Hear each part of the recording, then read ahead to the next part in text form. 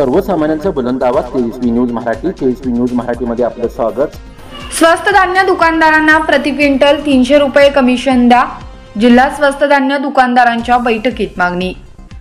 श्री दीपक उपाध्ये जिल्हाध्यक्ष यांनी माननीय खासदार विशालदादा पाटील यांना दुकानदारांना येणाऱ्या अडचणीबाबत भेटून निवेदन दिले होते.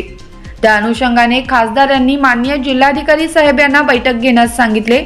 माननीय खासदार साहेब यांच्या अध्यक्षतेखाली व माननीय राजा दयानिधी जिल्हाधिकारी साहेब, माननीय आशिष बारकुल साहेब, जिल्हा पुरवठा अधिकारी माननीय रुपाली साळुंके मॅडम, सहाय्यक जिल्हा पुरवठा अधिकारी, सांगली जिल्हा रेशन संघटनेचे जिल्हाध्यक्ष श्री दीपक उपाध्ये यांच्या उपस्थितीत ही मीटिंग पार पडली. स्वस्त धान्य दुकानातून विक्री करणाऱ्या धान्याचे प्रमाण आता अत्यंत कमी झाले आहे. त्या तुलनेत दुकानदारांना व्याप अधिक आहे. त्याचा मोबदला मात्र अत्यंत कमी मिळतो. तो वाढवावा आणि प्रति क्विंटलला किमान 300 रुपये मोबदला द्यावा अशी मागणी जिल्हा स्वस्त धान्य दुकानदार संघटनेने आढावा बैठकीत केली.